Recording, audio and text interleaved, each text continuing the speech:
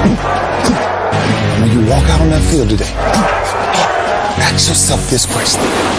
What time is it? Game time! What time is it? Game time! What time is it? Game time! What time is it? Let's go! We made it! We made it! We made it! We made it! And let's go to the house! And let's go to the house! When I step on the field, I send one message. And this is what it feels like. This is what it feels like. Football is getting hit. That's it. It's gonna be football now. What time is it? Game time. What time is it? Game time. What time is it? Game time. What time is it? Let's hunt now. Let's hunt now. Let's go. Let's hunt. We made it. And let's go to the house. And let's go to the house. We're talking about the Jets like we're talking about the Saints. You know, all this, how like we the Miami Heat of football. Yeah. The bottom line is you got to buckle up your chin strap. It's embarrassing. Yeah. Don't disrespect the game like that. There's too much crying from them. He's a man. They can be hit just like us. He's a man. You already make the big money. He's a man. Don't cry when you step on the field, man. That's war out there. When I step on the field, I send one message. This is what it feels like. Oh, my bad. Your bad don't work in my world. What time is it?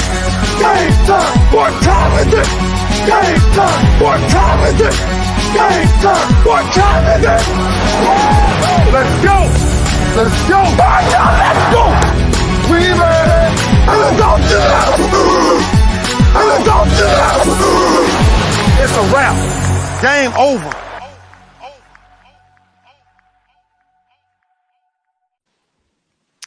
It's not over. It's just getting started. Welcome to another edition of The Lunch Break, the Houston Roundball Review takeover of The Lunch Break here on Thursdays. I am KG Chris Gardner of the Houston Roundball Review. And joining me is Andy Yanez from Gallery Sports and Paul Slamajama. How are you, young man? I'm doing great. How are you, Chris?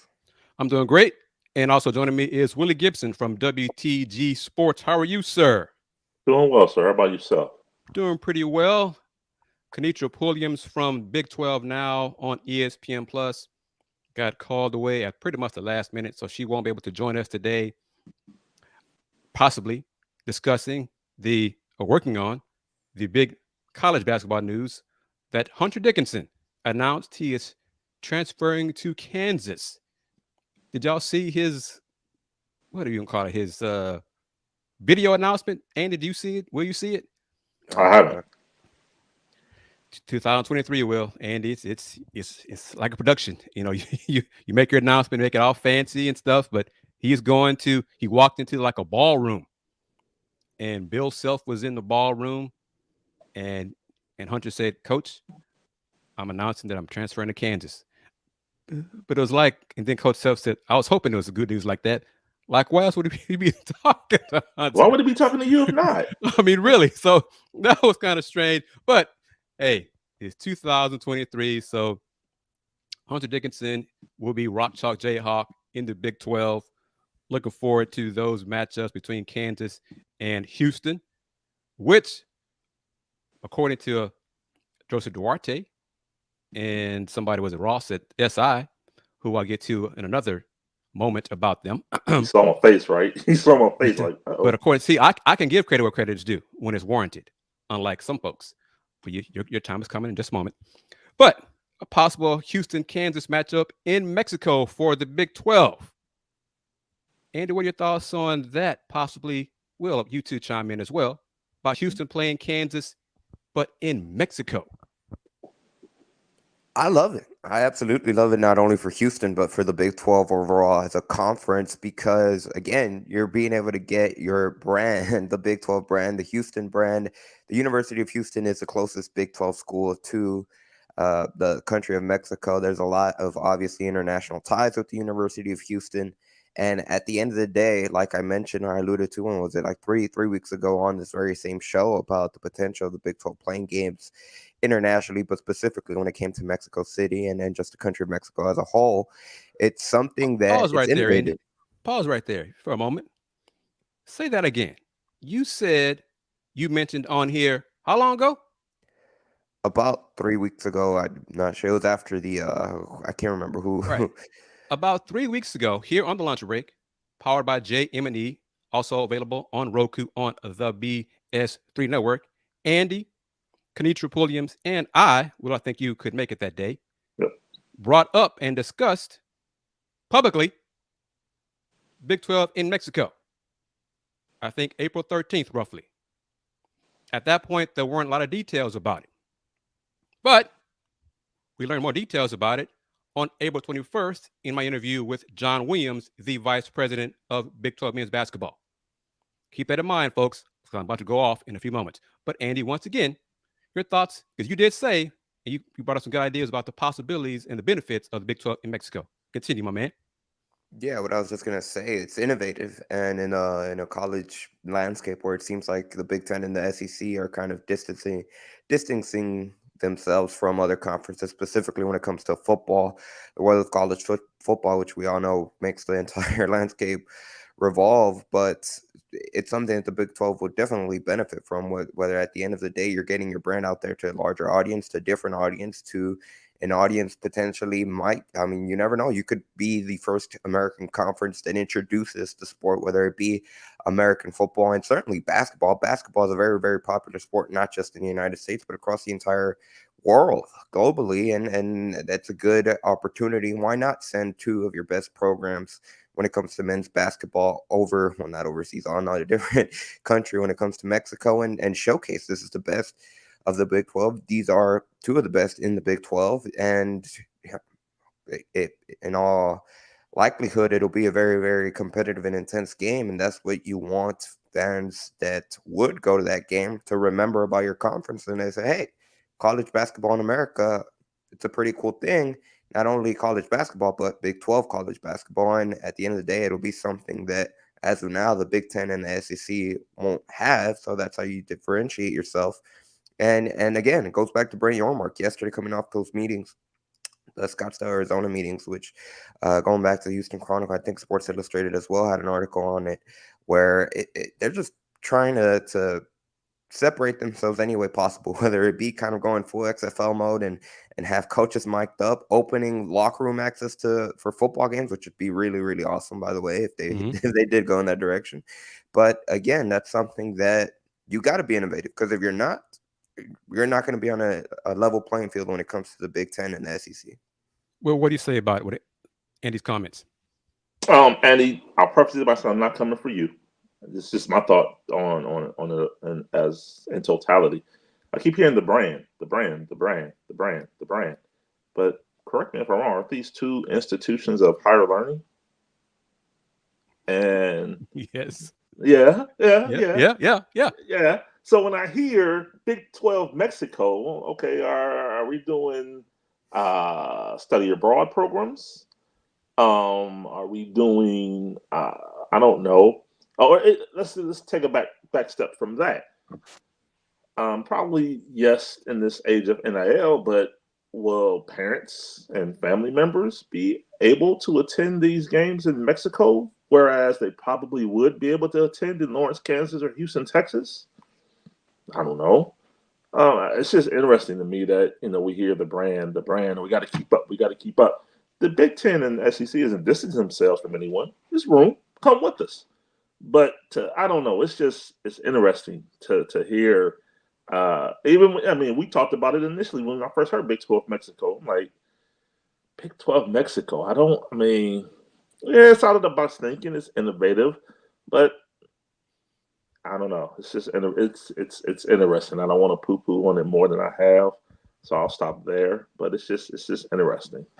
Well, Will, to counter real quick, Chris, on that point, but if from the Big 12, and this is all coming from the Big 12, so Brent Yormark, one of his biggest goals is to find a way to provide the conference and its members with as much revenue and potential money as possible when it comes to the attraction when it comes to games and stuff like that for the TV networks. And the last thing that the Big 12 wants to be put in is in a position like the Pac-12, where their big streaming or their big television partners, if you even want to call it that, is Apple TV or that Apple brand. It seems like they're the number one priority right now that's kind of bidding for their games. And we'll probably discuss about the tier one rights, about ESPN jumping out of the bandwagon. But at the end of the day, and I kind of argue with that point as well when it comes to the institutional aspect of it. But if you, as the University of Houston, again, like I mentioned, with the proximity to it, to Mexico that the city of Houston is in, I mean, you never know if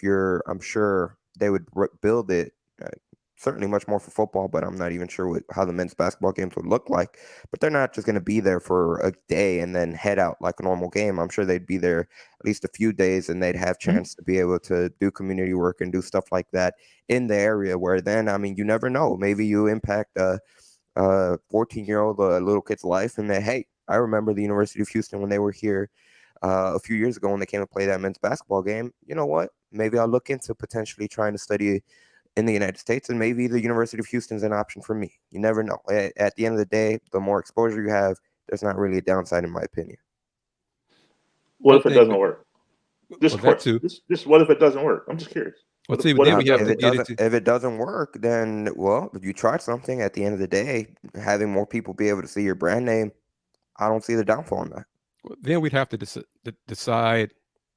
define for the conference what doesn't work.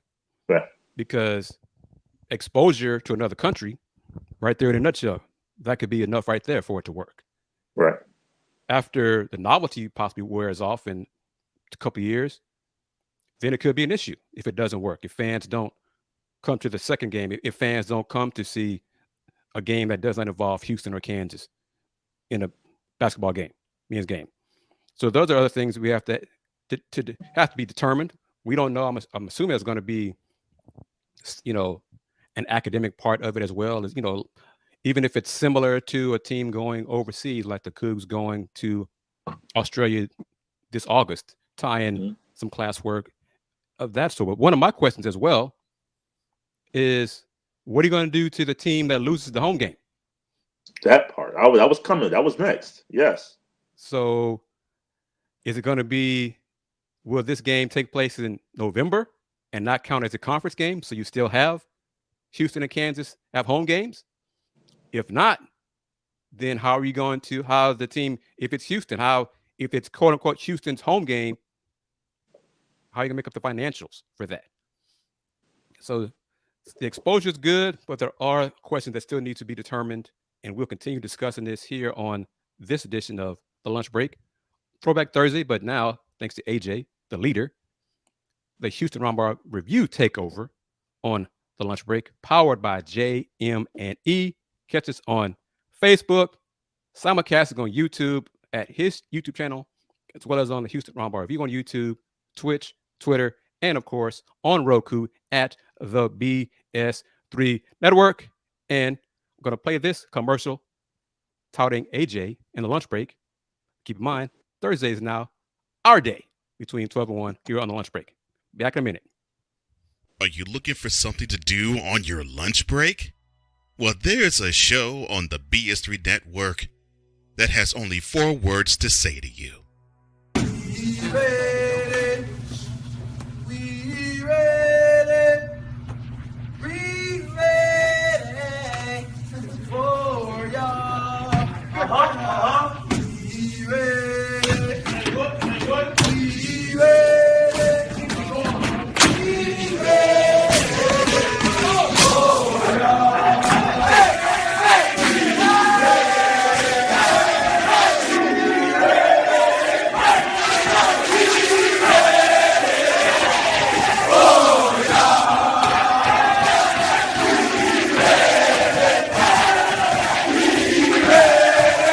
The Lunch Break with AJ, powered by JM&E. Live weekdays at noon Central.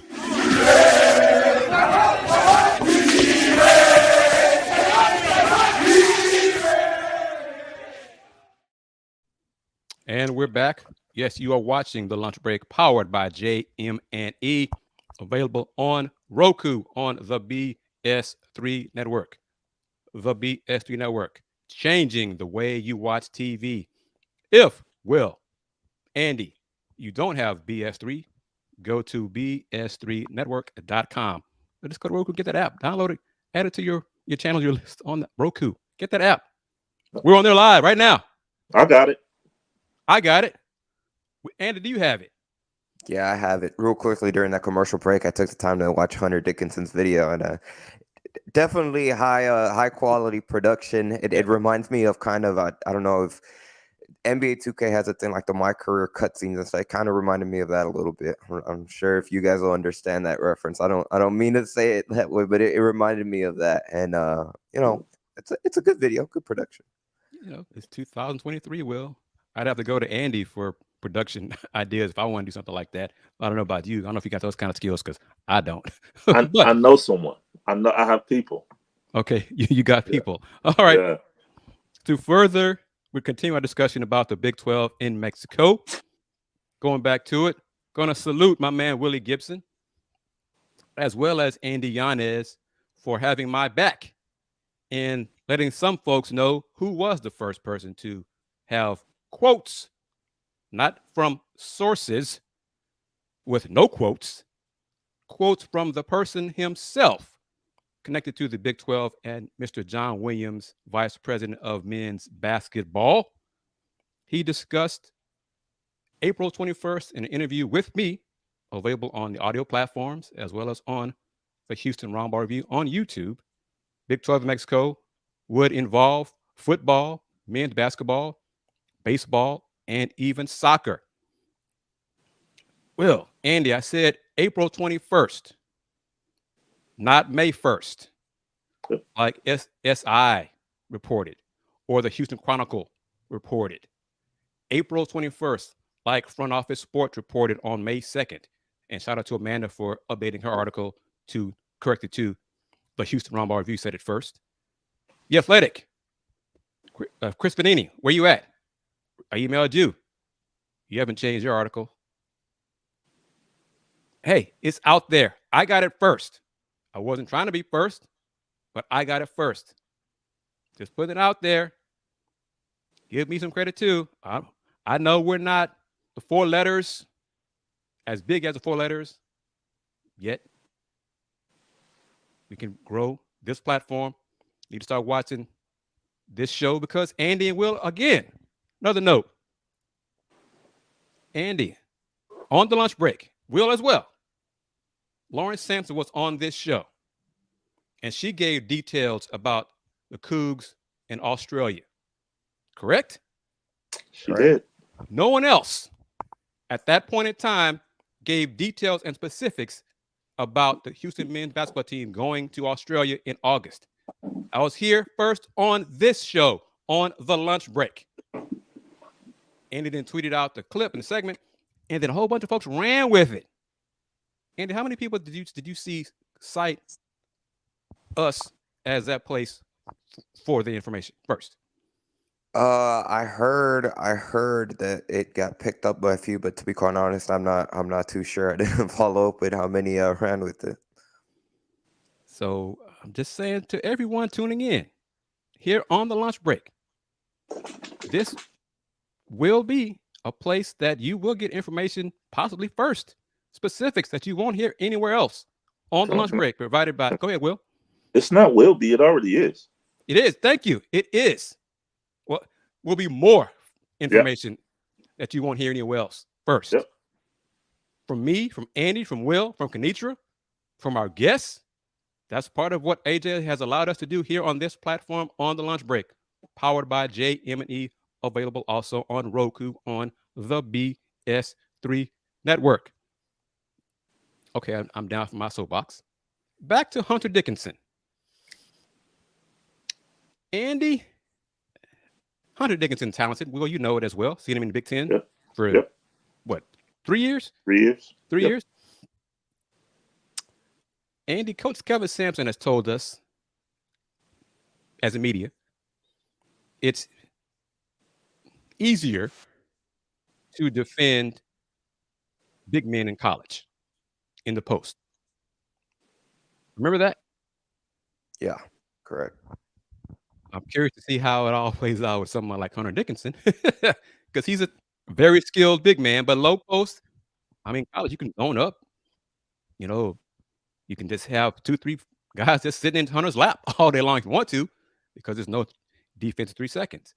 Andy, how do you think the Cougs will defend Hunter Dickinson in those 1, 2, 3 matchups, Houston versus Kansas? It'll be very interesting to see how Houston guards just the versatility. But when you think about how, I guess, much less this season, but just look at in years past. I mean, look back to the 2022 NCAA tournament when they had to guard Kofi Coburn from Illinois. I don't know, they're not exactly the same type of player, but really they were able to limit the impact that he had in that game. And it's a big reason why they were able to win by a comfortable margin against Illinois in that second round tournament game.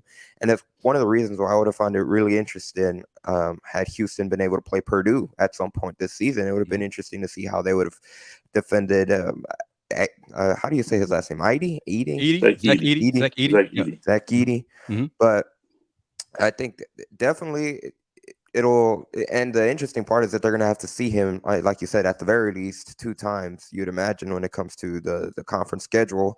So what's going to change from game 1 to game 2 and those adjustments? But it's going to be interesting to see. That's something that, at least from a trend wise, the last few seasons, Houston has been able to find success guarding opposing bigs, where maybe kind of the teams revolve around a big man. But Kansas is a little bit of a different animal when you come to how that team is formed, in my opinion. So it'll be interesting to see what kind of adjustments go from game 1 to game 2 when they do see Kansas. Agreed. And it's funny because when Kenichi joined us a couple weeks ago, at that point, KU had 4 returning scholarship players. There was no panic probably from certain, some Jayhawk fans. What's Coach Self going to do? Oh, my God. Oh, no. Fast forward to now. Hunter Dickinson's coming to KU. I knew it. I knew Coach Self had. Okay, whatever. Fans going to fan. Yeah. Talking about big men in college versus big men in the NBA. Clearly, game 1, Lakers-Warriors, gave a great indication, in my opinion. You guys tell me your thoughts on this. That AD, Anthony Davis, is a better big man than Domantas Sabonis. Oh, because Sabonis, if he would have played close to his regular season numbers, the Kings win that series. The Warriors dared him. Hey, man, that's how. Go ahead. You want that? Go ahead. Brick. He couldn't finish around the rim around Looney. But game 1, AD. Oh, don't give me this. Bucket. What was it? 30 and 23, something like that. 30 and 23. Yep. Your thoughts on, if there was any doubt, a better big man, AD or Sabonis? No, there was no doubt. Come on, Chris. What kind of question is that? Right. There was no doubt. There was never any doubt. I think if you pose it, the biggest thing against AD is his health and his ability to be able to stay on the court. It's not talent level, especially if you're comparing. No offense to Sabonis, who's a really, really good player, but he's not in the same tier with Anthony Davis, the healthy Anthony Davis at that. And it's going to be interesting to see how Golden State reacts to game 1, because I think the biggest thing about that, and you kind of saw it a little bit in the fourth quarter, where the Warriors went on that 14-0 run, and the Lakers missed a few, I don't know if you can call on gimmies, but there were open shots, and that allowed Golden State to rally and tie the game. But I think it's interesting the longer the series goes, and Chris, correct me if I'm wrong, but this is going to be a series because of the game 7 between Golden State and Sacramento. They don't really have extra off days in between games, correct? Right. So it's going to be tough. But you'd imagine the longer the series goes, in theory, Golden State would have the advantage just because of how they play. I know the core is a little bit older, but they're still younger than, say, LeBron James, and Anthony Davis is young, but you don't want to put a lot of wear and tear on him, like playing him 40-plus minutes throughout the entire course of the series. So it's going to be interesting to see how kind of Golden State changes, because I think their kind of advantage over Los Angeles would be kind of getting them to run up the court a lot more. And that's something that the Lakers did a really good job of in that Memphis series. They didn't really let the Grizzlies be able to get out in transition and become a fast-paced team. And that's part of the big reasons why they were able to kind of impose their will against Memphis. And it's going to be the series is going to come down, in my opinion, to who's able to establish their style of play. If Golden State is able to pick up the pace, if they're able to, have Curry, Jordan Poole, which, by the way, that obviously he missed the last shot that could have tied the game, but before that he was hitting shots off screens like like crazy off some of those screens. But they're able to impose their will, kind of get the Lakers, in particular when it comes to LeBron James and AD having to chase around all these guards and get them a little bit up tired towards fourth quarter. I think you can see that Golden State can get the advantage, but vice versa. If it's Los Angeles, they can slow the game down, run offense through AD, run it through LeBron. Then I think it's really going to favor the Lakers, and they're going to have potentially a chance to not only win the series, but maybe win it in 6 or I won't say 5, but I think they'll have the advantage. Well, what are your thoughts on the series, the matchup between Warriors and Lakers? Yeah, I see Lakers in 6 before the game 1 victory. We didn't get a prediction. We didn't get a chance to do it before the series started. Yeah, but no, I think Draymond alluded to this after game 1 as well. LeBron has yet to hit the proverbial switch. Yet. Not in the Memphis series, even though he had a 20-20 game. Clearly not in game 1. He had 22 and 11, but he has yet to take over. And Draymond said he's kind of he is off the ball. He's running everything through AR-15, Austin Reeves. He's running everything through D'Angelo Russell. He's kind of just lurking, for lack of a better term, right now.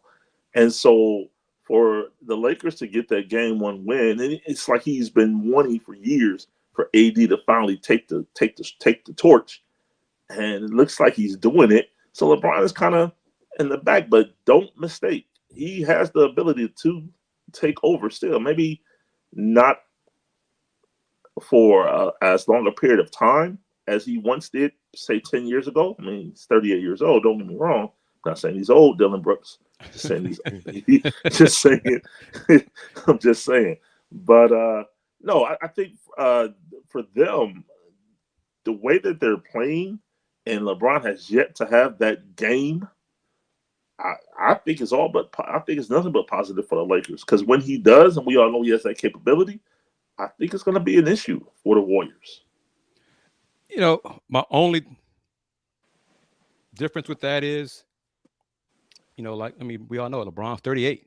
Yep. Can he do that for if it's necessary more than one game? Yep. Can he be LeBron, from 5-10 years ago for 3 quarters, 4 quarters, 2 or 3 times if necessary? Yep. I don't believe he's going to have to. Yep. My thing, a couple of things with Darvin Ham, he's got to trust his guys in his reserves. AD played the whole second half. Yeah. Can't do that again. The Lakers were up 12 or 14, 5 minutes going, 14 with 5 minutes ago, and they looked exhausted. They worn out because AD and LeBron played up almost the whole second half. LeBron got a little bit of a rest. Can't do that. Trust he's got reserves now that he can trust to play, third quarter, early fourth quarter, 2 to 6 minutes total. Just give him a rest. Yep. And the zone, I am constantly amazed at how professionals act like they have never seen zone defense in their basketball lives. Yep. The Lakers look like they had no clue what the Warriors zone defense, how to defeat it. Man, based on what it is, you stand somebody in the free throw line, kick to them, get the defense to collapse, pass it all around, inside, perimeter, whatever, penetrate the zone, make it collapse, kick it out, run your offense. Basically run your offense. So, and the Warriors made 23 threes. Was it right? Yep. And still lost. 3 players had 6. 3 players had 6. And Steph we all expect Steph to make 6 a game. Clay resumed Clay because first round he was John B, not Clay. Game 7, he was 21 threes. You got what I said there, Will? 19 in game 7. He was John B. 21 threes the Golden State made in game 1. 21. And Mr. Poole, we saw the good and bad of Mr. Poole in game 1. Yeah. He made some tough threes, and then not just that 28-footer he launched in the final seconds. The pass he just does. Jordan, you can't count on him. You cannot rely on him to be consistently good for a whole game. Okay. Where did you go to school? School up north. Michigan. That's why. Yeah, the school up north. That's why. Okay, we got a queen joining us. Going to bring her in after this commercial break. You are watching The Lunch Break, powered by JM&E on Roku on the BS3 network, as well as on YouTube, Facebook, Twitch, and Twitter. Valencia King from Real Talk Sports will be joining us after this break. Let me see. I'm going to play the man we got to hear from, Cole Johnson with Cole Sports. Be back in about a minute. If you're looking for a sports program that gives you the flavor. Washington Commanders? Really? This whole thing stinks to high heaven. That pulls no punches. Thuggish act by a thuggish actor. That gives you some humor. Praise everything LeBron does and never criticize it. If you want a show that gives you good times, then this is that show. BS3 Network proudly presents. I am Cole Johnson, and welcome to Cole Sports with a Z. Every Friday on Patreon and every Saturday on YouTube, Spreaker, and all other outlets.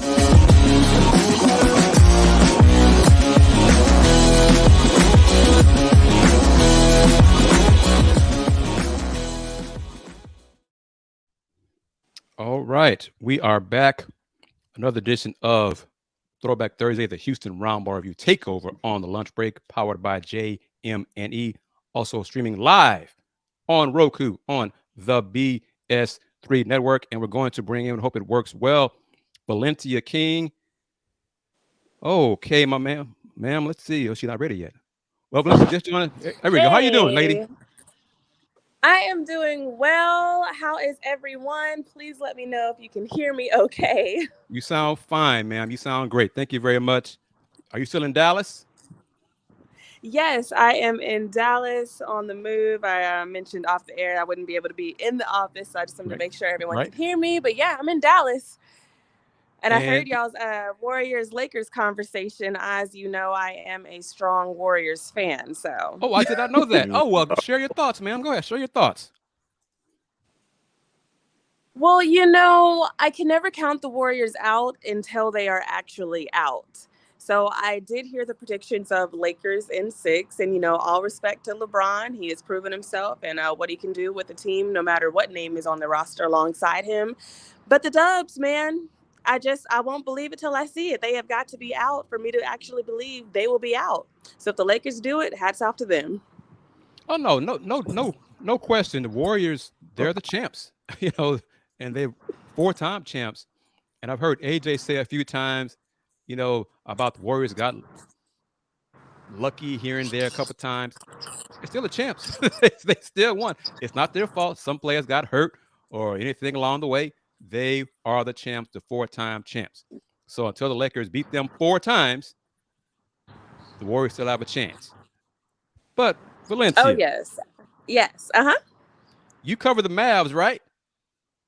Yes, I do. Yes, I do. How was that this season, covering a team that kind of, what would you say? How would you describe how the season went for Dallas Mavericks?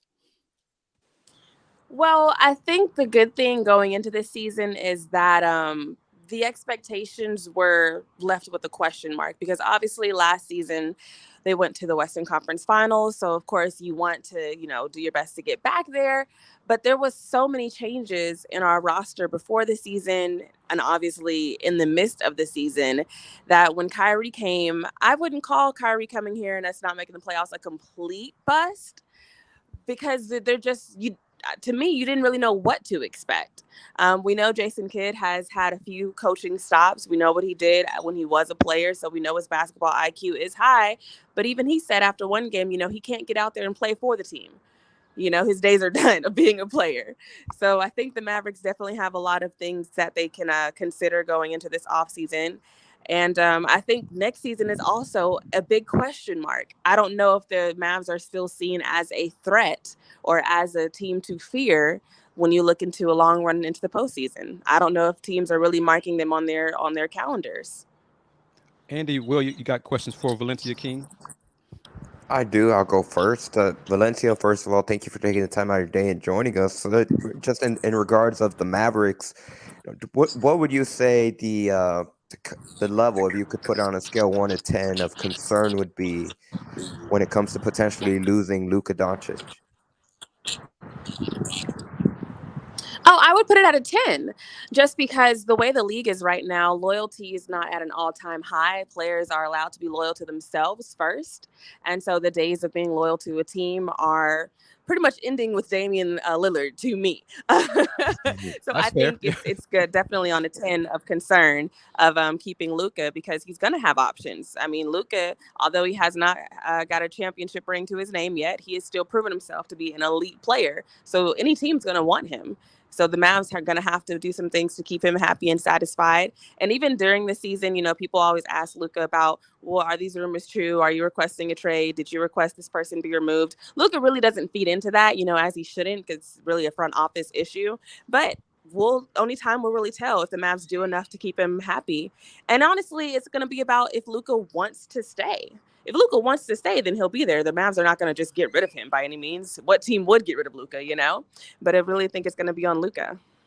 Will, got a question for Valencia? I do. Valencia, thank you again as well for joining us.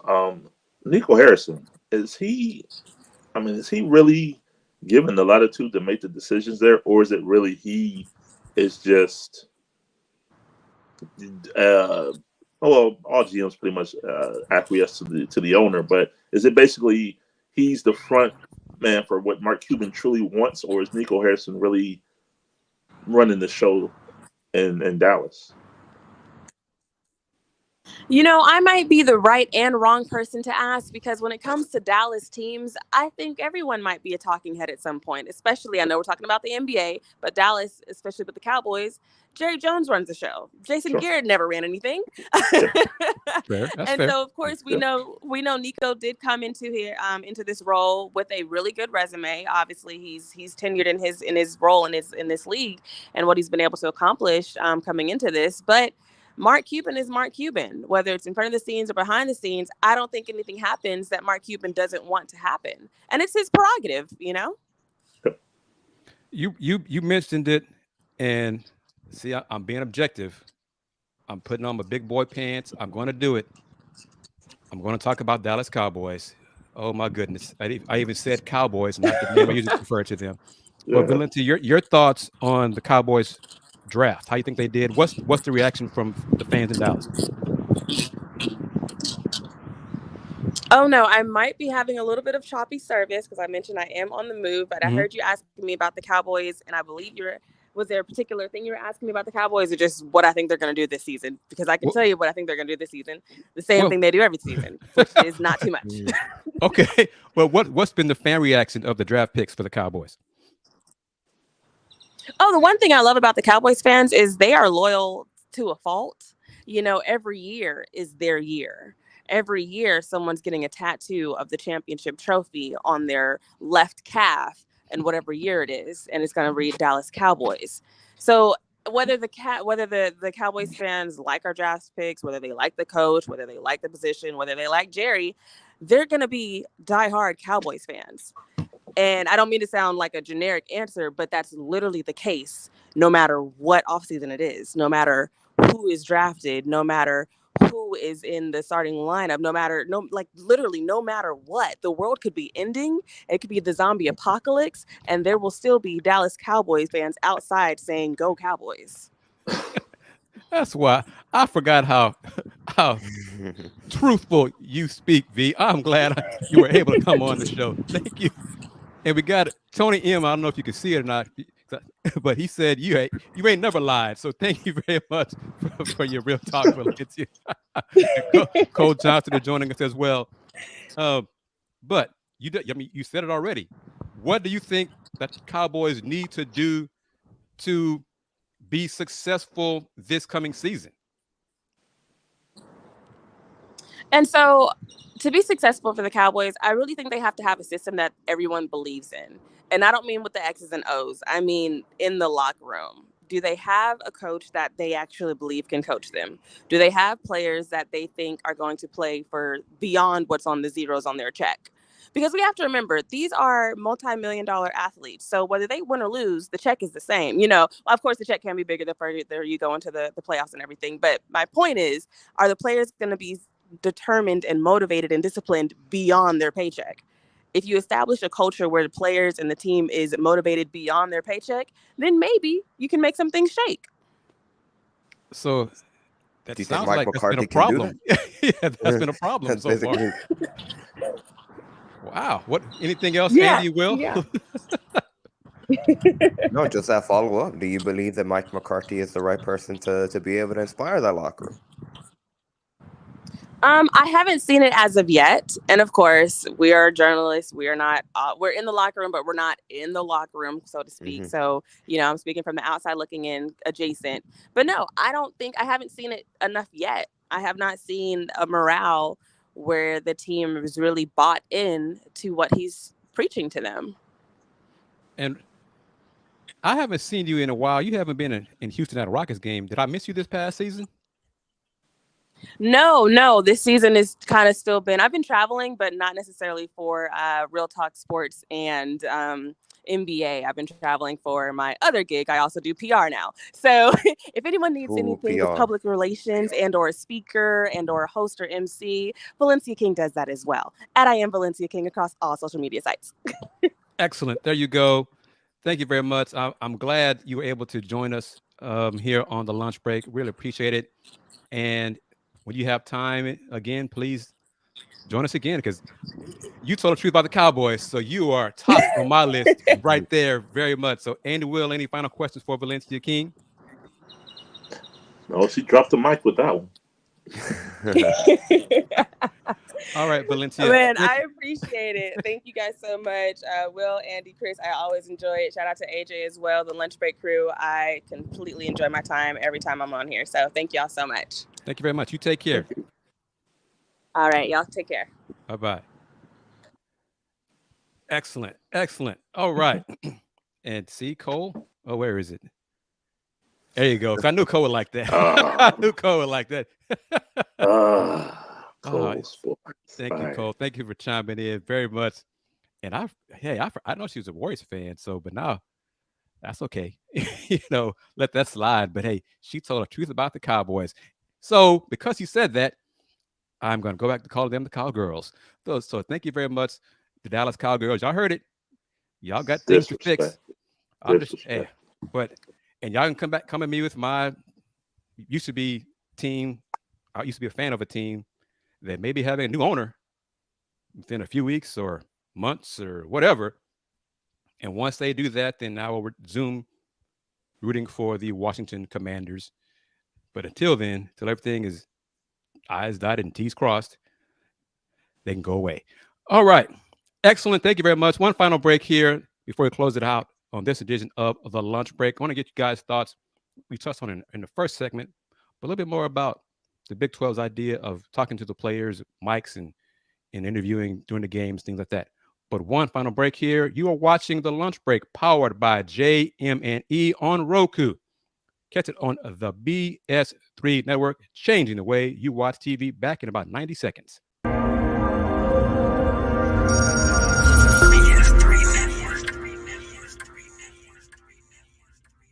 BS3 Network.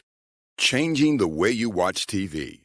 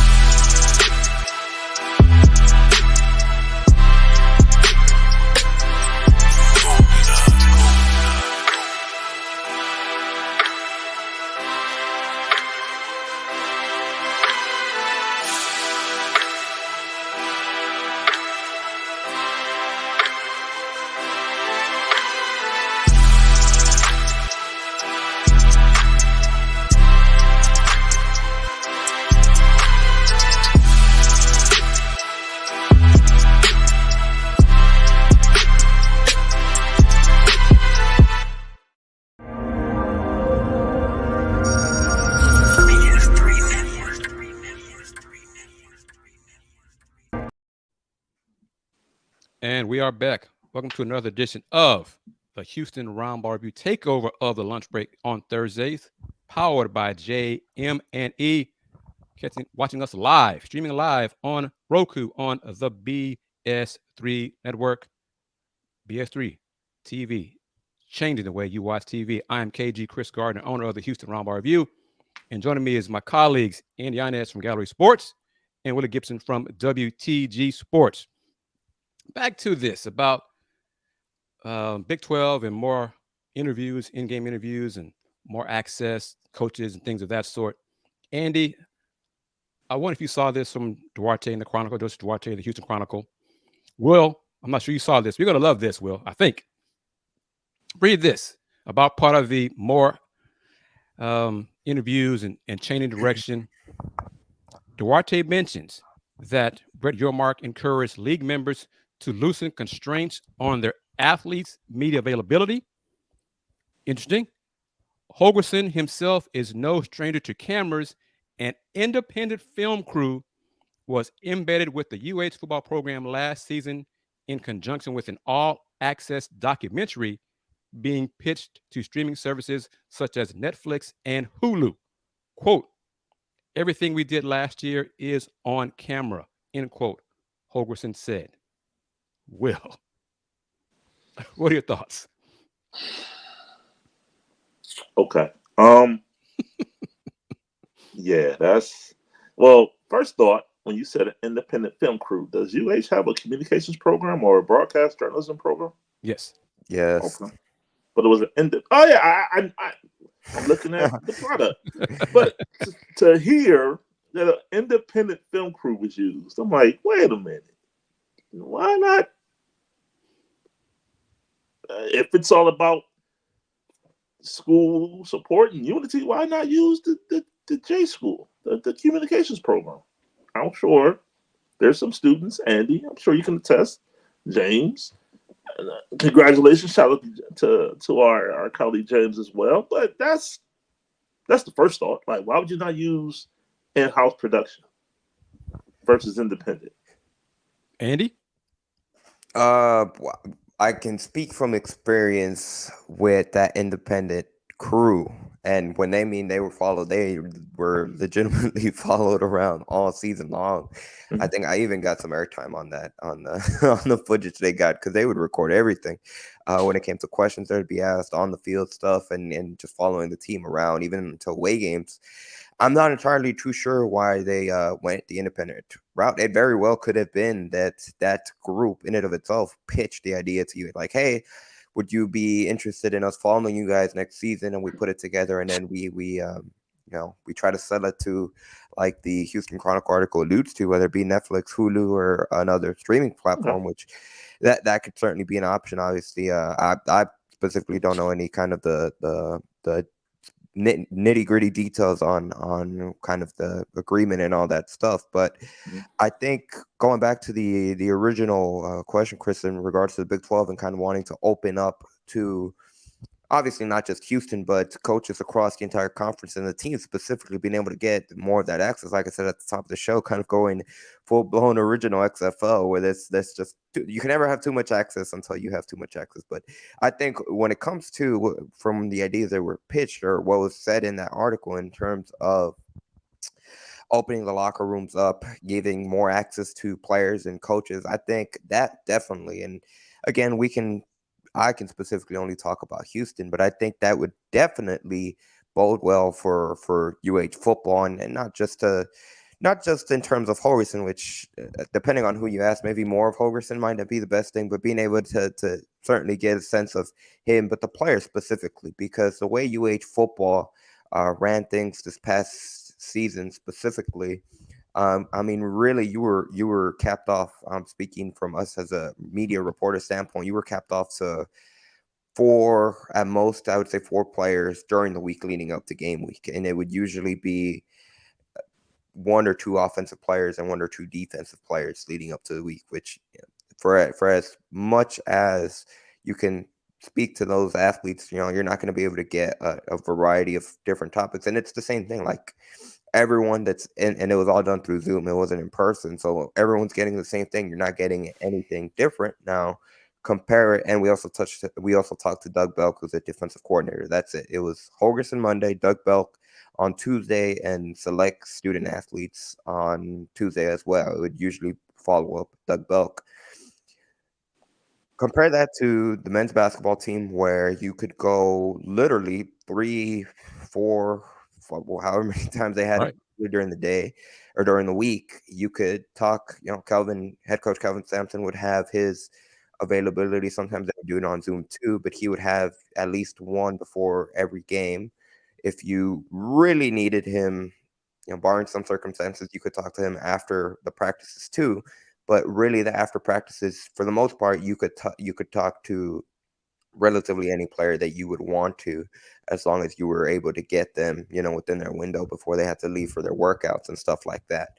So I think when you look at how much more accessible the men's basketball team, and granted, it's very different when you're talking about 13, 12 athletes compared to the football team, where it's a significant much more than that. But I think being able to see these athletes not just in a Zoom environment, being able to talk to them and just being able to get to know them better is only going to bode well. Specifically, again, going back to Houston, it would bode well for being able to have access to these players. But across the conferences, obviously, we don't know how much more open different programs are.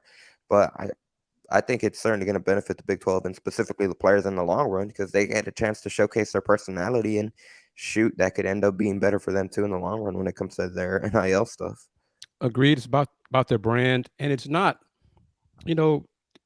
just notify the media teams and put in a request. I want to talk to so-and-so football player today. 1, 2, 3. Okay. And I want to talk to 4, 5, 6. Okay. You arrange that ahead of time. Let the players know, hey, you're going to talk to Andy today. Okay. You're going to talk to Chris Gardner today. Okay. Why is that so difficult? Why is it? Oh, well, nope. You're going to talk to who we want you to talk to. Real quickly to add on to football, they on Mondays when Dana Holgerson would give his availability, you'd be able to, if you wanted to talk to a specific player, you could request them. It wasn't guaranteed that you would get that player, but you could request a player for Tuesday. And this is the final question before we wrap it up here. Are you finding coaches wanting to limit the access of teams? Yes. Yes. I will say that in that article, Dana Holgerson seemed to be open to having more access. He did, and that surprised me. So that was another good thing for him. And last thing regarding the show being pitched to possibly Netflix or Hulu. What about ESPN Plus? I mean, especially now, if you're planning to still, it hasn't been aired yet or streamed, you will be joining the Big 12. And they have the Big 12 now on ESPN Plus. So this seems kind of obvious to me, but I digress in our closing moments here of the lunch break powered by JM&E. Willie Gibson, you got first crack at how can folks find you on social media, my man? Appreciate it as always, gentlemen. You can find me on social media at Will Gibson7 on Facebook, on Instagram as well as Twitter. Will knows on Facebook. And real quick, Tony M says football needs to showcase some winning. Tony, thank you for your support. Always watching our shows. Thank you. Andy, how can folks find you on social media? They can find me on Twitter at @ayonis_5, and they can also, most importantly, go subscribe to the Pod Slamma Jamma YouTube channel, where we are 43, might be 42 subscribers away from hitting 1K. So if you haven't done so already, be sure to check it out. That's PAWDSLAMAJAMA on YouTube. Really close to 1,000 subscribers, which obviously would be a big milestone. As always, thank you, Chris, for allowing me to join here the Houston Roundball Takeover on JM&E Media. Thank you, Cole. Thank you for your comment, and I will get in touch with you as soon as I can. Thank you for everyone watching us here on this edition of the Houston Roundball Review Takeover of the Lunch Break, powered by JM&E. Available on Roku on the BS3 Network, streaming live. You can catch it also on Facebook, YouTube, Twitch, and Twitter. I am KG Chris Gardner of the Houston Roundball Review. Been around since 1994. You can watch Andy, Will, and me this Sunday on Folks Talking Sports, 6 p.m. on YouTube on the Houston Roundball Review. We're going to discuss probably more Pac-12, Big 12 rumors and all those kind of things as well, in addition to the NBA playoffs. So catch us this Sunday, 6 p.m. Central, 7 p.m. Eastern, Will. So until then, to Tony, to Cole, to everyone watching us, thank you again. And we're going to close it out, as we always do here on the Lunch Break, with what you need to know from the Queen, Miss Sybil Wilkes. Everybody take care. Peace. It's Sybil Wilkes with what you need to know. Today is Friday Eve. That's right, Thursday. It's Star Wars Day. May the 4th be with you. Number 1. At least one woman was killed and at least 4 others injured in a shooting Wednesday at a medical building in Atlanta. The suspect, identified by police as 24-year-old Dion Patterson, was captured Wednesday night following an hours-long manhunt. The 5 women, ranging from their late 20s to age 70, were shot around midday Wednesday in a waiting room at a Midtown Atlanta hospital. Police Chief Darren Shearbaum told reporters that it was way too soon whether the victims were targeted, and it was not immediately clear if the victims were patients or hospital employees. Number 2, a bipartisan group of senators announced a new piece of legislation this week geared toward protecting children from aspects of social media they say are contributing to the mental health crisis affecting America's youth. The Protecting Kids on Social Media Act would set the minimum age of social media users to 13, and for teens between the ages of 13 and 18, parental consent would be required. Platforms would be banned from using algorithms to recommend content to those young users. The 4 lawmakers sponsoring the bill are Republican Senators Tim Cotton of Arkansas and Alabama's Katie Britt, alongside Democratic Senators Brian Schatz of Hawaii and Connecticut's Chris Murphy. They say America's mental health crisis weighs most heavily on adolescents and especially young girls. Number 3, anxiety disorders affect more people than most know. The reason for this is there are many types of anxiety disorders, and each presents with different symptoms. The What You Need to Know newsletter takes a look at some of the more common types of anxiety disorders. Number 4, Jordan Neely, a 30-year-old black man with a reported history of mental illness, was screaming in an aggressive manner about his life challenges on a New York City subway May 1st. That was when a 24-year-old white Marine veteran took Neely to the ground and held him in a chokehold for about 15 minutes, eventually killing the mentally ill black man. Neely allegedly yelled and threw garbage at commuters before the Marine sprang to action, but there were no reports of Neely trying to physically harm anyone. Police released the Marine without charges. Number 5, May is recognized as Mental Health Awareness Month, raising awareness and educating people on mental health issues such as illness, wellness, children, older adults, suicide, and substance use prevention. Mental Health Awareness Month was first recognized in the U.S. in 1949 when it was founded by an organization called Mental Health America. Check out the What You Need to Know newsletter for more Mental Health Month information, along with ways to improve your mental health. I know I will. Here's your daily inspiration from Yogi's Jewels. Being kind is the bedrock of a friendship. Oh.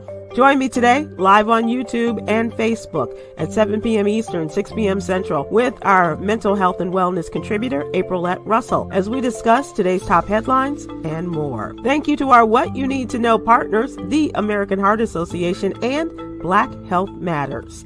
I'm Sybil Wilkes. Be informed, be empowered.